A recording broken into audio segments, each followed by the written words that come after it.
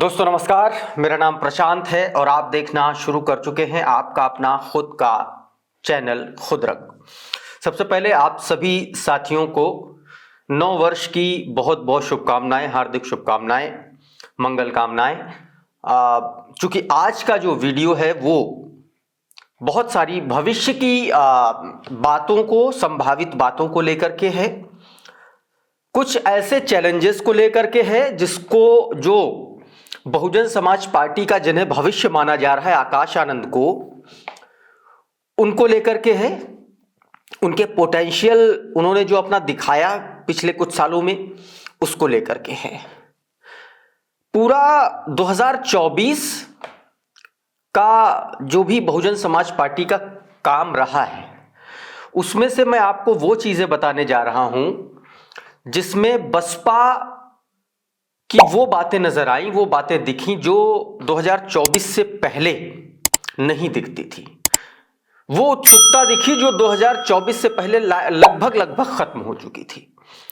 उसके बारे में बताऊंगा और 2025 के वो संभावित बहुजन समाज पार्टी के काम बताऊंगा जिस पर बहुजन समाज पार्टी को काम करने का बड़ा दबाव है, बड़ा प्रेशर है। और ये प्रेशर कोई और नहीं दे रहा है, उनके कार्यकर्ता दे रहे हैं, उनके पदाधिकारी दे रहे हैं।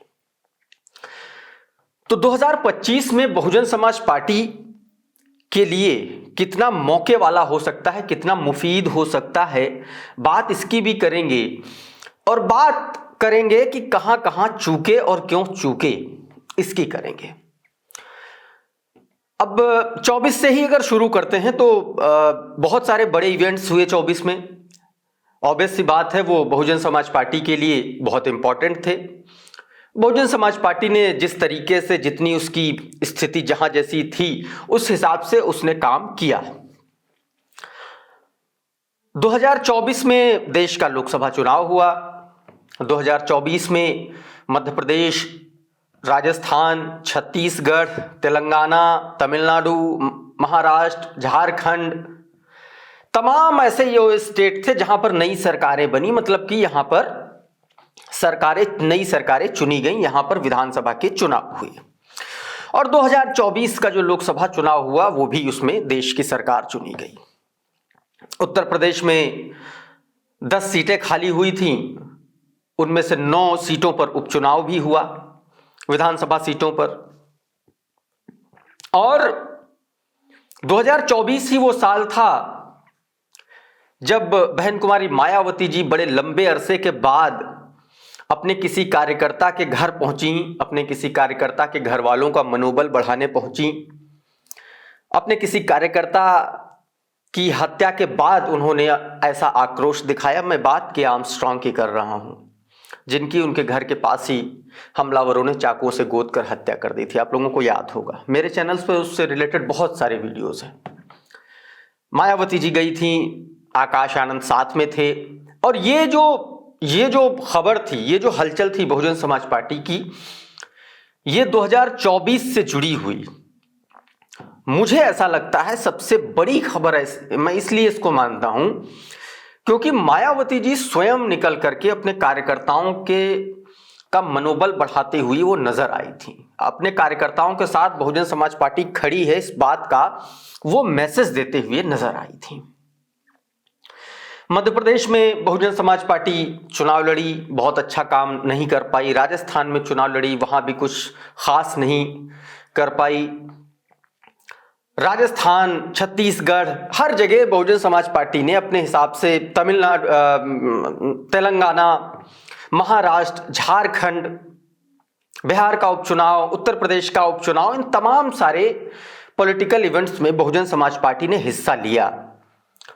इन सारी बातों से एक बात साबित होती है कि बहुजन समाज पार्टी को जो लोग खत्म हुआ मान के चल रहे हैं, बहुजन समाज पार्टी को जो लोग ये मानते हैं कि अब बहुजन समाज पार्टी कुछ नहीं कर पाएगी, इन सारे इवेंट्स में बहुजन समाज पार्टी के हिस्सा भर लेने से उनकी हवाइयां उड़ी रहीं। उनको इस बात का डर सताता रहा कि बहुजन समाज पार्टी ने अगर जरा सा भी इधर उधर कर दिया तो उनके राजनीतिक करियर का पूर्ण विराम हो जाएगा। और इसीलिए इस पूरे साल में इस पूरे साल में आप देखेंगे, क्योंकि देखिए जून में नतीजे आए थे, लेकिन लोकसभा चुनाव की शुरुआत पिछले साल 22 जनवरी को जब राम मंदिर का उद्घाटन था उस दिन से मानी जाती है। आरएसएस और संघ का घर घर अक्षत बंटवाना, पूजा पाठ कराना, ये सब चल रहा था। अब अभी जब मैं आपसे बात कर रहा हूं 1 जनवरी 2025 को, इस वक्त 1 जनवरी 2024 को जो है 24 की पटकथा लिखी जा रही थी भारतीय जनता पार्टी और तमाम सारे नेताओं के द्वारा। यानी कि 24 का चुनाव शुरू हो चुका था, लेकिन उसके आसरे जो सबकी कोशिश थी वो थी कि दलित समाज के वोटर्स को किस तरीके से अपनी ओर लाया जाए, क्योंकि उस वक्त तक 19.5% वोट तो बहुजन समाज पार्टी के हिस्से में था ही। यह कोशिश शुरू की भारतीय जनता पार्टी ने धर्म को एक तरीके से मुद्दा बना करके, लेकिन 24 से ठीक पहले, यानी कि जब चुनाव प्रचार पीक पर था, गठबंधन उससे पहले बन चुका था। मेरे ख्याल से जून 2023 में यह गठबंधन बन चुका था। पटना में उसकी पहली रैली थी, बैठक थी इंडिया अलायंस की। नीतीश कुमार भी उस गठबंधन में उस वक्त तक हिस्सा थे, बाद में वो अलग हो गए। उसके बाद इस गठबंधन को बनाने के पीछे की एक सबसे बड़ी वजह यह थी कि इस गठबंधन में जो है एससी समाज के वोटर को, दलित समाज के वोटर को किस तरीके से अपने पास लाया जाए, और उसमें केंद्र में था उत्तर प्रदेश। इंडिया गठबंधन में बहुजन समाज पार्टी सुप्रीमो मायावती जी को लाने की कोशिशें भी हुई। कांग्रेस पार्टी आखिरी वक्त तक बहन जी से संपर्क साधती रह गई, लेकिन बहन जी ने गठबंधन में आने से मना कर दिया। जब बहन जी ने मना कर दिया तो एक नैरेटिव इंडिया गठबंधन ने चलाया, संविधान जो है खतरे में है और आप लोगों का आरक्षण भारतीय जनता पार्टी छीन लेगी।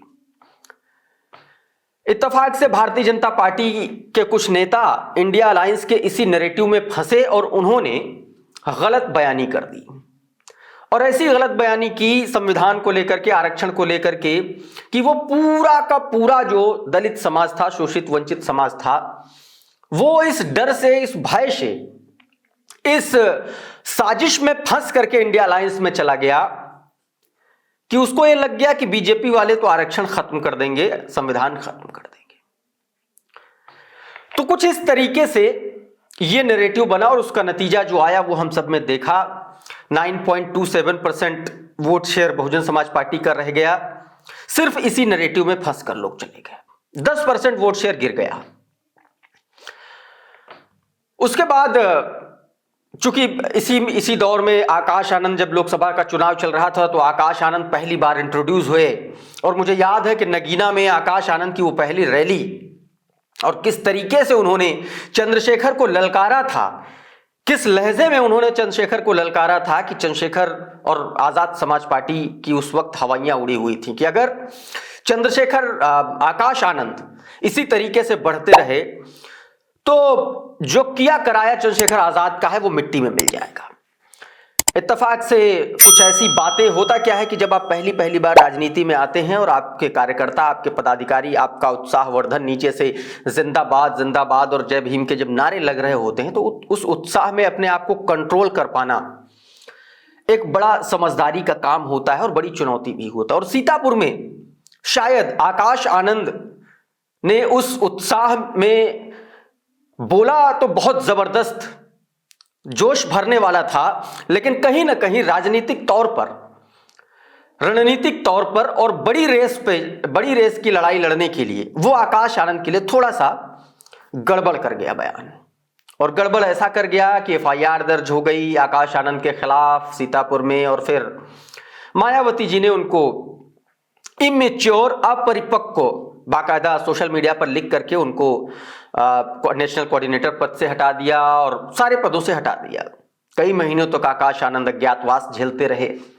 फिर आया चुनाव हरियाणा का, और हरियाणा के चुनाव में आकाश आनंद को बड़ी भूमिका मिली, हरियाणा का प्रभार मिला, और जितनी भी सीटों पर, मेरे ख्याल से 51 सीटों पर या कुछ 37 सीटों पर मेरे ख्याल से बहुजन समाज पार्टी चुनाव लड़ रही थी और अच्छा प्रदर्शन किया।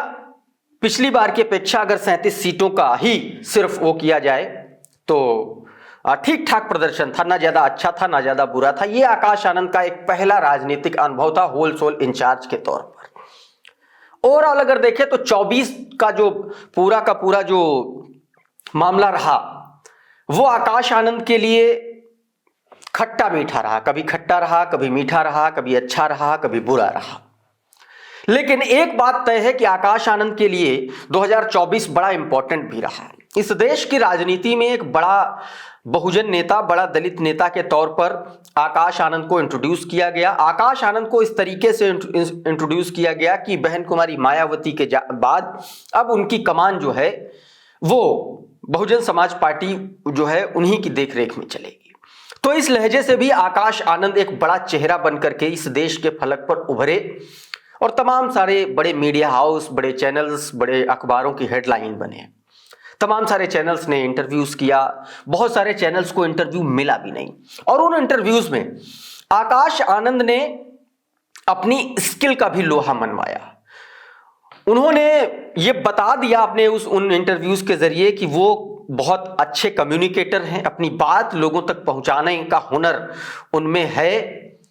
उन्होंने बता दिया कि वो उनकी जो एजुकेशन है उस एजुकेशन को अगर राजनीति में इंप्लीमेंट किया जाए तो एक बड़े अच्छे वक्ता के साथ साथ वो बड़े अच्छे मैनेजमेंट के माहिर खिलाड़ी भी हो सकते हैं। और ये बात उन्होंने हरियाणा के चुनाव में सीधे तौर पर उन्होंने साबित भी कर दी। तो आकाश आनंद के लिए कई मायनों में ये साल जो है बड़ा अच्छा रहा है। लेकिन बहुजन समाज पार्टी के लिए विधानसभा चुनाव में मायूसी वाला साल रहा, लोकसभा चुनाव में मायूसी वाला साल रहा। लेकिन मुझे लगता है कि ये बात बहन कुमारी मायावती जी को उन नतीजों से पहले शायद पता थी कि नतीजे मायूसी भरे हो सकते हैं, क्योंकि पिछले 2 साल से यानी कि 2022 के लास्ट से एक ऐसा माहौल बन गया था जिससे ये लगने लगा था कि ये पूरा का पूरा चुनाव बाईपोलर हो गया है देश का। या तो आप एनडीए में हैं या तो आप विपक्ष में हैं और बीच में जो सारी पार्टियां हैं उन सबको विपक्षियों ने भारतीय जनता पार्टी की बी टीम घोषित कर दिया था, चाहे वो बहुजन समाज पार्टी का नाम हो, चाहे वो असदुद्दीन ओवैसी की बात कर लें। तो बाईपोलर चुनाव करने के लिए इस तरीके के नैरेटिव चलाए गए। तो ये तो बात थी दोस्तों 2024 की। लेकिन अब बात गई, जो बीत गई वो बात गई। अब आगे क्या होना है और कैसे होना है और बहुजन समाज पार्टी किन बातों को लेकर के आगे बढ़ सकती है और अच्छा प्रदर्शन, अच्छा अपना जो उसका छूटा हुआ जो जनाधार है वो कैसे पा सकती है। मुझे लगता है बहुजन समाज पार्टी के सामने जो सबसे बड़ा मौका है अपने हस्ताक्षर दर्ज कराने का। मैं फिर से नहीं कह रहा हूं कि आप कितने सीट जीतेंगे, कितने वोट पाएंगे। मैं सिर्फ इतनी बात कह रहा हूं कि आप नैरेटिव क्या लेकर के जाते हैं जनता के बीच में। देखिए, जो पहली चुनौती है, जो पहला मौका है, मैं चुनौती कम मौका इसको ज्यादा कहूंगा बहुजन समाज पार्टी के लिए, क्योंकि देखिए फरवरी में पहला चुनाव है 2025 का और वो चुनाव है दिल्ली के विधानसभा चुनाव का, 70 सीटों पर चुनाव। 2008 में यहां से बहुजन समाज पार्टी अच्छा वोट शेयर ला चुकी है, 14% के आसपास मुझे लगता है, 8%। 2 विधायक उसके जीते थे, एक बदरपुर से जीता था और एक और सीट थी। तो आप ये समझिए कि दिल्ली में अच्छा मौका है और दिल्ली में विधानसभा चुनाव है और अभी खबरें चल रही हैं कि आकाश आनंद फेस होंगे इस इलेक्शन का। फेस इन द सेंस कि आकाश आनंद जम करके प्रचार करने वाले हैं। आकाश आनंद को एक तरीके से उनको जो बाकी के जो प्रभारी हैं उनके साथ में भी लगाने की कोशिश की गई है। 5-7 प्रभारी हैं जो 12-12, 15-15 सीटें उनके हिस्से में गई हैं और बहन जी ने जो बैठक की उसमें यह कहा है कि डोर टू डोर करिए, कैडर कैंप करिए और लोगों को संविधान और आरक्षण को लेकर के समझाइए। उनको यह बताइए कि अगर बसपा की सरकार बनी तो दलितों को सरकारी नौकरी दी जाएगी। ये जो फॉर्मूला है, इसको अगर 24 में पहली ही अपनी मौके के तौर पर अगर देखे बहुजन समाज पार्टी और इसको जमीन पर जा करके सिर्फ और सिर्फ इंप्लीमेंट कर दे बिना नतीजों की परवाह किए हुए, सिर्फ जाइए और बताइए, मुझे लगता है कि जो वोट प्रतिशत दिल्ली में बहुजन समाज पार्टी का 1% भी नहीं बचा है, कम से कम उससे अच्छा तो बेहतर होगा, क्योंकि 12 सीटें देखिए दिल्ली में रिजर्व हैं और लगभग 23 से 24 ऐसी सीटें हैं जिन पर दलित वोटर्स की भूमिका निर्णायक है। ऐसे में जो दलित बस्तियां हैं, झुग्गी झोपड़ी हैं, या जो पूर्वांचल के जो वोटर हैं खास तौर पर, अगर इनमें बसपा का ये नैरेटिव मढ़ गया, चल गया, तो एक बड़ा मौका, पहला मौका बहुजन समाज पार्टी 2025 का भुना सकती है। इसके बाद देखिए कि 5 जनवरी को रैली भी है आकाश आनंद की, कोंडली अंबेडकर ग्राउंड में, तो वहां से अभी एक बड़ा नैरेटिव आकाश आनंद दे सकते हैं और यह आकाश आनंद के व्यक्तिगत राजनीतिक करियर के लिए एक बड़ा मौका है। यह पहला मंच होगा आकाश आनंद का 2025 का, जब वो किसी पब्लिक रैली को संबोधित करेंगे। इसके बाद 15 जनवरी को बहन कुमारी मायावती जी का जन्मदिन है, जन्म दिवस है, और इस दिन बहन कुमारी मायावती जी, ये बात सबको पता है, कोई बड़ा ऐलान कर सकती हैं और हमेशा करती हैं, तो इस लिहाज से भी एक बड़ा ऐलान जो है बहन कुमारी मायावती जी कर सकती हैं। 2025 में ऐसा ये साल है जिसको आप बफर जोन मान के चल सकते हैं, मतलब अपनी कामयाबी का आपका ये बफर जोन है, क्योंकि 2027 में आपको सबसे बड़ी लड़ाई लड़नी है और 25 से लेकर के 27 आपके पास पूरा 2 साल का मौका है। इन 2 साल में आप किसी भी रणनीति को जीरो से शुरू करके आप आसमान तक पहुंच सकते हैं, यानी कि उसको इंप्लीमेंट पन्ने पर लिखने से लेकर के उसको जमीन पर लागू करने तक का आपके पास समय है। आप संगठन में बड़े फेरबदल कर सकते हैं, संगठन में आप युवाओं को तरजीह अगर देंगे तो उनके पास भी मौका रहेगा कि वो थोड़ा वक्त उनको समझने में लगेगा, फिर वो देखिए, और युवाओं की बात है ना, जो ऊर्जा से लबरेज युवा है उसको सिर्फ मौके की तलाश है बहुजन समाज पार्टी में। अगर उसको मौका मिलता है और उनके साथ में अगर अनुभवी और युवाओं का एक कॉम्बिनेशन बना करके बहुजन समाज पार्टी जमीन पर उतरती है, तो एक बड़ा अच्छा रिजल्ट जमीन पर मिल सकता है। आकाश आनंद की बात करें इसी लिहाज से तो 2 साल का वक्त है, और आकाश आनंद इन 2 सालों में जो चीजें भी उनको भी राजनीति की बारीकियों में नहीं पता या नहीं समझ पा रहे, वो उनको बहुत अच्छे से समझ सकते हैं, यानी कि अपने आप को वो 2025 में बहुत जबरदस्त तरीके से राजनीतिक तौर पर मांझ सकते हैं।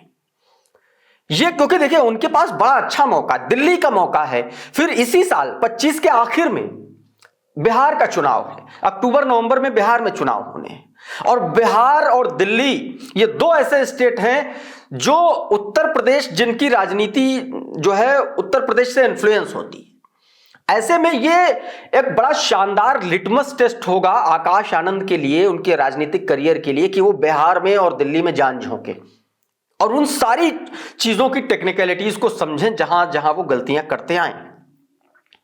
तो ये एक बड़ा अच्छा मौका हो सकता है। दूसरा, मायावती जी के सामने भी एक बड़ा अच्छा मौका है, राजनीतिक तौर पर एक बार मान भी लें अगर उनके ऊपर किसी तरीके का दबाव है भी, तो 2 साल तक उत्तर प्रदेश में कोई चुनाव नहीं है।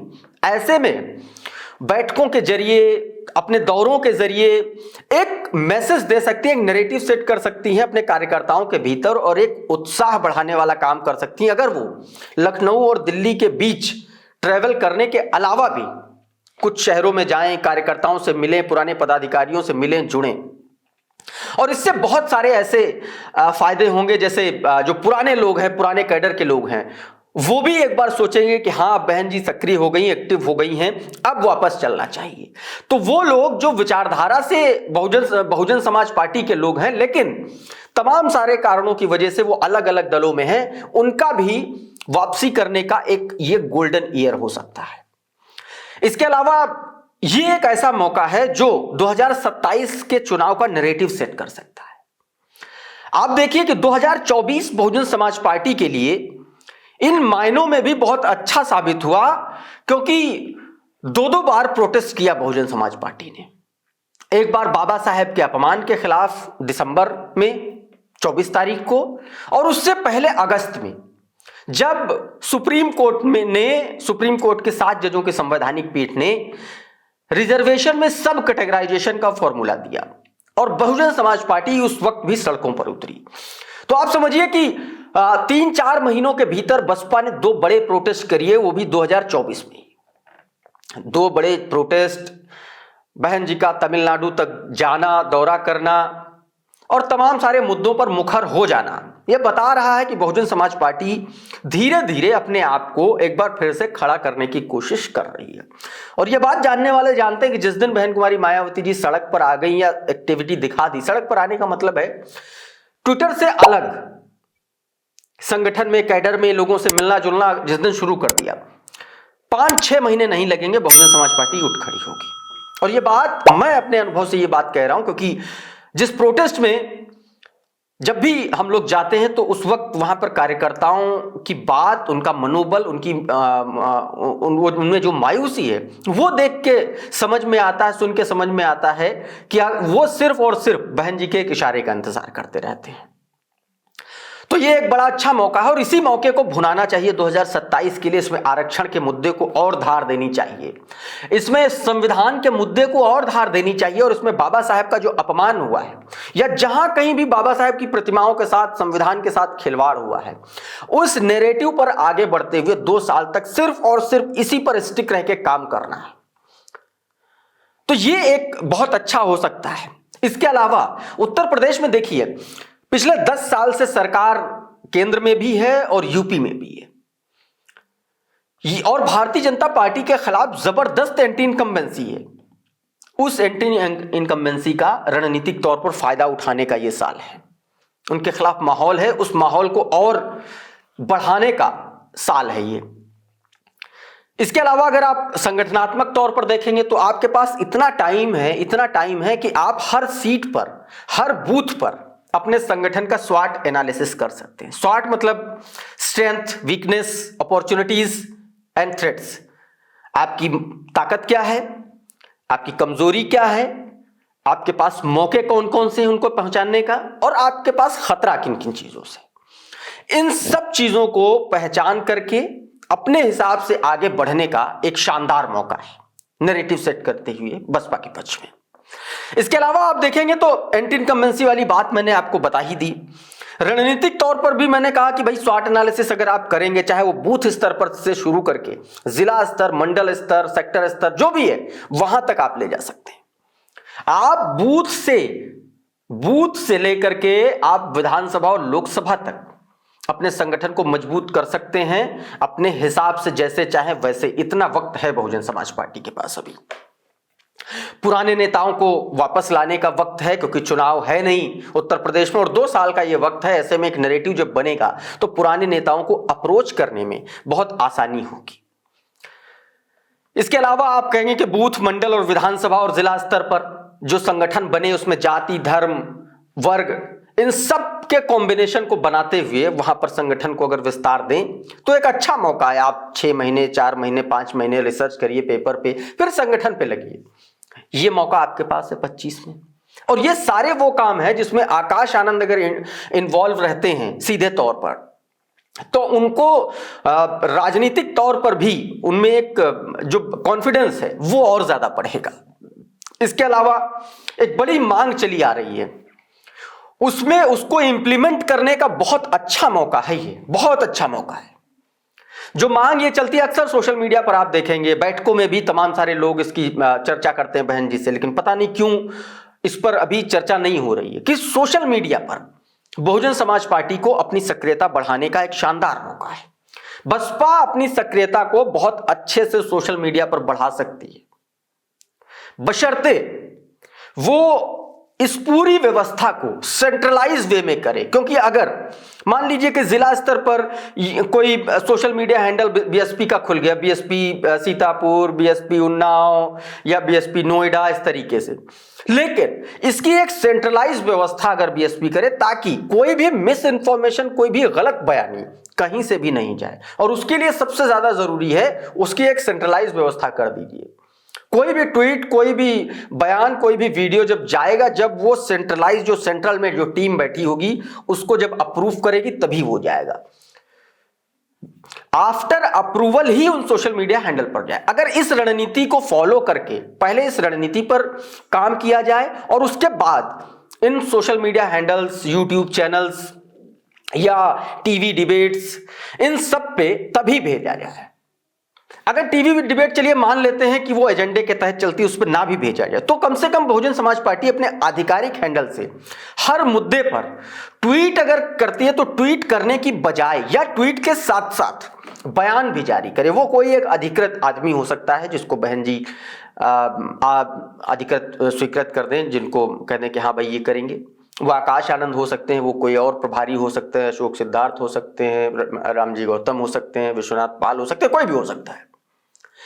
तो एक जो वीडियो बयान होता है उसका एक अलग इंपैक्ट पड़ता है। इस पर बहुजन समाज पार्टी 2025 से अगर इन सब चीजों पर काम करना शुरू करे तो एक अच्छा एक नैरेटिव, एक माहौल बसपा के लिए 27 तक बन सकता है उत्तर प्रदेश में। इसके अलावा डिजिटल माध्यम में बहुजन समाज पार्टी को अपनी पैठ बनानी पड़ेगी। पहले से ही बहुजन मीडिया बहुत सक्रिय है, बहुत सक्रिय है। टीवी मीडिया पर बहुजन समाज पार्टी को स्पेस मिलता नहीं है, या मिलेगा भी तो बहुत कम मिलेगा, और इसलिए डिजिटल के जो तमाम बड़े चैनल्स हैं, छोटे बड़े, उनको साधते हुए उनके साथ कम से कम एक संपर्क लगातार बनाए रखना चाहिए। इससे एक कम्युनिकेशन का जो गैप है वो खत्म होगा और एक माहौल बनाने में बहुत आसानी भी होती है। इसके अलावा दोस्तों 24 की अगर बात करें तो आपको मैंने बता ही दिया कि किस तरीके से जो है बहुजन समाज पार्टी के लिए अच्छा भी रहा है। आकाश आनंद का आना, उत्तराधिकारी घोषित करना, मीडिया की सुर्खियों में रहना, उनका जमीन पर उतरना और युवाओं को अपने साथ कनेक्ट करना, बहुत सारी ऐसे हरियाणा चुनाव की कमान संभालना और जो नई पौध है उसको एक बहुजन समाज पार्टी की तरफ अट्रैक्ट करना, ये सब आकाश आनंद के लिए बहुत बड़े, बहुत अच्छे इवेंट रहे। उसमें कुछ खट्टे मीठे अनुभव हटाना फिर आना, ये सब चीजें भी रही। बसपा ने दो बड़े प्रदर्शन कर दिए, मैंने आपको बताया पहले। दो बड़े मुद्दे बसपा के हाथ में लगे, आरक्षण का मुद्दा लगा, संविधान का मुद्दा लगा, सब कैटेगराइजेशन का मुद्दा लगा, बाबा साहेब के अपमान का मुद्दा लगा। ये बहुत ऐसे मुद्दे थे जिससे बहुजन समाज और उसके युवा जो है वो अट्रैक्ट हुए बहुजन समाज पार्टी की तरफ। और सबसे बड़ी बात यह है कि बहुजन समाज पार्टी के पास अभी भी सबसे बड़ा जो मौका है वो ये कि बहन कुमारी मायावती जी से बड़ा नेता इस देश में बहुजन समाज का कोई है नहीं, दलित समाज का कोई है नहीं। उस दल को, उस पार्टी को बहन जी लीड कर रही हैं। तो ये बहुत सारी ऐसी चीजें हैं। अब बात कर लेते हैं कि क्या कुछ गंवाया 2024 में बसपा ने। तो बसपा ने दोस्तों वोट प्रतिशत अपना गंवाया, 19.5 से 9.5 आ गई। उपचुनाव जो हुए 9 सीटों पर उसमें 6.5-7% पे आ गई। इसके अलावा महाराष्ट्र का चुनाव गंवा दिया, एक भी सीट नहीं। हरियाणा का चुनाव गंवाया, लोकसभा गंवाया।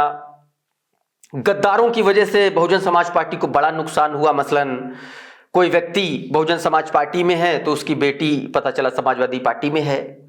बहुजन समाज पार्टी के नेता तमाम सारी बड़ी दूसरी पार्टियों के साथ जो है गलबहियां करते हुए नजर आए, उस पर एक्शन हुआ। तो इसका एक बड़ा नुकसान 2024 के तमाम सारे चुनाव में बसपा को देखने को मिला। बड़े जो नेता हैं बहुजन समाज पार्टी के, बड़े कोऑर्डिनेटर्स जो लोग हैं जिन पर कार्रवाइयां भी हुई, उन पर तमाम सारे आरोप लगे, बहन जी को मिसलीड किया। और इसी के चलते देखिए लोकसभा चुनाव में कितने टिकट बदले गए, अचानक बहुत सारे टिकट बदल दिए गए। तो कोऑर्डिनेटर्स पर भी, चूंकि आप इतिहास से ही सीख लेकर के भविष्य की नींव रखते हैं, तो ऐसी जो गलतियां हुई हैं उनसे बचना भी जरूरी है। सबसे बड़ी बात है कोऑर्डिनेटर्स पर आंख बंद करके भरोसा करना बंद करना होगा। सिर्फ उन्हीं की रिपोर्ट पर कार्रवाई कर देना ये ठीक नहीं होगा। इसके लिए बहुजन समाज पार्टी को अपना एक कोई अलग मॉडल, एक ऐसा मॉडल, दूसरा मॉडल जो क्रॉस वेरीफाई कर सके। ग्राउंड की रिपोर्ट, असल रिपोर्ट क्या है, कोऑर्डिनेटर क्या कह रहे हैं, इन दोनों को जो एनालाइज करके बहन जी को पूरी बात बता सके, एक ऐसी वर्टिकल टीम की जरूरत बहुजन समाज पार्टी को है। इसके अलावा एक वेरिफिकेशन मॉडल बनाना पड़ेगा।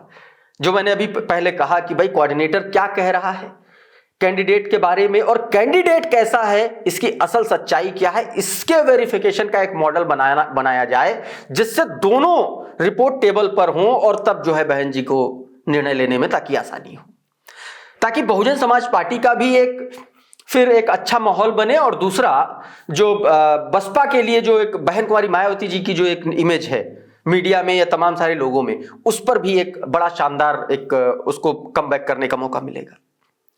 इसके अलावा एक सबसे बहुत जरूरी बात यह है बहुजन समाज पार्टी के लिए कि जो बहुजन समाज पार्टी को जो लोग बी टीम बताते हैं बीजेपी की, और बीजेपी को भी इसमें फायदा नजर आता है कि वो लोग अगर उसको बी टीम बताते हैं तो इससे दलित वोटर जो है, हम अगर चुप रहेंगे कुछ नहीं बोलेंगे तो दलित वोटर गुमराह होकर के हमारी तरफ ही आएगा, इस तरीके का नैरेटिव। और बीजेपी की चुप्पी, विपक्ष की दलों का बी टीम बताना, इन दोनों ही चीजों का एक counter model Bahujan Samaj party को तैयार करना पड़ेगा। और काउंटर मॉडल तैयार करने के लिए सबसे ज्यादा जरूरी बात यह है कि खुद को अपने डिजिटल स्पेस में, टीवी स्पेस में, मीडिया के स्पेस में सक्रिय करना होगा। और सक्रिय करने के लिए एक सेंट्रलाइज टीम बनाइए, एक सेंट्रलाइज लोगों का एक पैनल बनाइए, आप संगठन के ही लोगों का बनाइए और उनको अधिकार दीजिए, उनसे बताइए कि यह आपकी अकाउंटेबिलिटी है, आपकी जिम्मेदारी है कि इस मुद्दे पर आप कौन सा बयान देंगे, ये आप सेट करिए। और वो सीधे तौर पर उसकी कमान आकाश आनंद और मायावती जी के हाथ में होनी चाहिए। तो कुछ ये 24 से लेकर के 25 तक बहुजन समाज पार्टी कुछ इस तरीके के मॉडल्स पर काम कर सकती है। उम्मीद है कि आप लोगों का 2024 अच्छा बीता होगा और कामना करता हूं कि 2025 आप लोगों के लिए अच्छा बीते। इन्हीं शुभकामनाओं के साथ फिलहाल अभी के इस वीडियो में इतना ही। हमारा ये वीडियो आपको कैसा लगा हमें कमेंट बॉक्स में जरूर बताइए। ये वीडियो अगर आपको अच्छा लगा तो इसको लाइक कर दीजिए, इसको शेयर कर दीजिए। चैनल पर नए आए हैं तो चैनल को सब्सक्राइब कर लीजिए, बेल आइकन जरूर दबा दीजिए ताकि इसी तरीके के तमाम वीडियोस, तमाम लाइव आपको हमारे चैनल पर सबसे पहले मिलते रहें। साथियों बहुत बहुत शुक्रिया, बहुत बहुत धन्यवाद। आप जुड़े रहिए आपके अपने खुद के चैनल खुद रंग के साथ। नमस्कार।